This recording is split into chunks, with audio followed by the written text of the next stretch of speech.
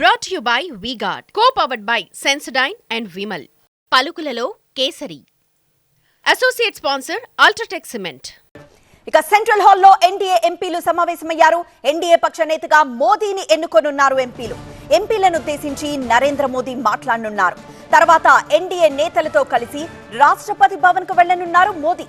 ప్రభుత్వ ఏర్పాటుకు ఆహ్వానించాలని ఎన్డీఏ నేతలు కోరనున్నారు. ఎల్లుండి సాయంత్రం 6 గంటలకు ప్రధానిగా మోదీ ప్రమాణం చేయనున్నారు.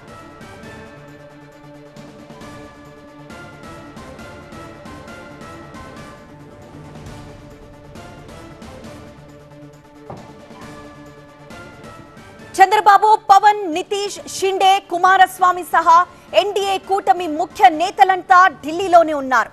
బీజేపీ పాలిత రాష్ట్రాల సీఎంలు, డిప్యూటీ సీఎంలు కూడా ఢిల్లీలోనే ఉన్నారు.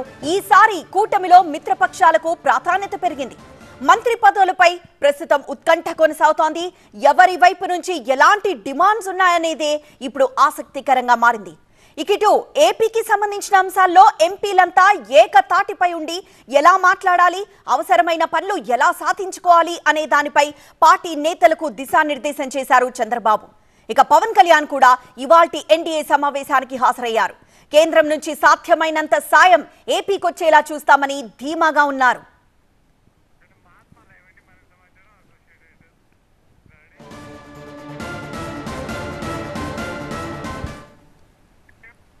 మరింత సమాచారం మా అసోసియేట్ ఎడిటర్ మహాత్మా అందిస్తారు.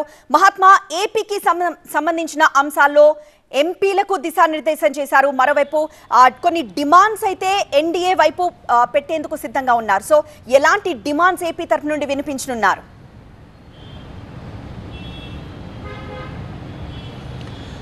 ప్రస్తుతం జరగబోతున్న సమావేశం అంటే ఇప్పుడు ఆల్రెడీ పార్లమెంట్లో Bharatiya Janata party parliamentary party సమావేశం ప్రారంభమైంది. మరొక అరగంటలో ఎన్డీఏ ఎంపీలు కూడా ఈ సమావేశానికి హాజరవుతారు. ఇవాల్టి సమావేశం ఉద్దేశం అయితే కొత్త ప్రభుత్వ ఏర్పాటుకి సంబంధించిందే, అంతే తప్ప ఈ మంత్రి పదవులు వీటి గురించి చర్చ ఇందులో అయితే ఉండదు. కానీ దానికి సంబంధించిన నెగోషియేషన్స్ విడిగా జరుగుతున్నాయి. దీనికి సంబంధించి తెలుగుదేశం పార్టీకి ఎన్ని శాఖలు కేటాయించాలి, ఏ శాఖలు కేటాయించాలి, వారి డిమాండ్స్ ఏంటి, వారు ఏ శాఖలు కావాలని చెప్పి కోరుకుంటున్నారు, ఇలాంటి అంశాల మీద కేంద్ర మంత్రి పీయూష్ గోయల్ ఒక నెగోషియేటర్గా మధ్యవర్తిగా ఉండి ఆయన చర్చలు జరుపుతున్నారు. ఆ మంత్రాలన్నీ కూడా కొనసాగుతున్నాయి. మరొకవైపు ప్యారలల్గా అవి కొనసాగుతున్నాయని చెప్పవచ్చు. అయితే తెలుగుదేశం పార్టీ వైపు నుంచి కేంద్ర ప్రభుత్వానికి ఎటువంటి పర్టిక్యులర్ డిమాండ్స్ అంటే ఈ కేంద్ర మంత్రివర్గానికి సంబంధించి అయితే ఏ డిమాండ్స్ లేవన్నదే మనకు అందుతున్న సమాచారం. బీజేపీ ఎన్ని శాఖలు ఇచ్చినా ఏ శాఖలు ఇచ్చినా సరే తీసుకోవాలని చెప్పి ఈ విషయంలో కాస్త పట్టువిడుపు ధోరణితోటే ఉండాలని చెప్పి చంద్రబాబు నాయుడు భావిస్తున్నట్లుగా సమాచారం ఉంది. సో దట్ ఫర్దర్గా రాష్ట్ర ప్రయోజనాలకు సంబంధించిన డిమాండ్లను గట్టిగా పట్టుబట్టి సాధించుకోవడానికి ఆస్కారం ఉంటుంది.